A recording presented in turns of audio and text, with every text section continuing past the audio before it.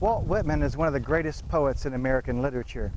He's writing in the mid-1800s and was writing on into the period that we think of as the Civil War. What we will be reading from Whitman is primarily his war poetry. As we're filming this today in a graveyard, it is of course reminiscent of the many thousands and thousands of deaths that occurred during the Civil War. And as you read through Whitman's poetry, you'll notice that there is a great sense of humanity there, that he cared about these men dying on both sides.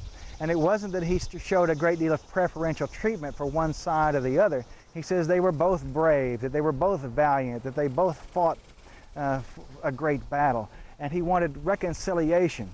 But you'll see also in here that he worked as a nurse, of course, during the Civil War. He would have been too old to really serve as a soldier anyway. And that nursing during this period of time is a far cry from the nursing that we know today. There were no hospitals as we know them. There were no anesthetics to speak of. Conditions were very primitive.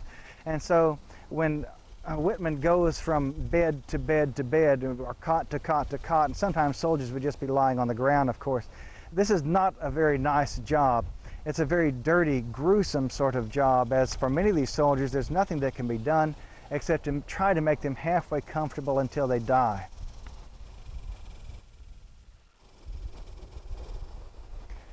A Civil War soldier during Whitman's period of time writing this poetry would actually have had a better chance of survival if he did not go to the field hospital at all, but were rescued by some farmer's wife and taken in to be nursed to health back in the barn or the farmer's house. Remember that we have no antibiotics during this period of time. We don't have any concepts of cleanliness in the modern sense of surgery. And so a surgeon taking off legs or arms would just go from one to the next, to the next, to the next, perhaps over a period of 24 or 36 hours nonstop. And the infection rate after this sort of treatment was extremely high, and many of these men died of post-operative infection rather than the actual wounds themselves. But as you read through Whitman's poetry, particularly since we're concentrating on the war poems, notice his extreme care for what happens around him. It's very easy to become callous to something like this as you see death around you every day and so many people dying in battle every day. But we don't see that in Whitman. He doesn't want to become callous to it. He wants to remain open and fresh and humanly accessible to the misery and suffering around him.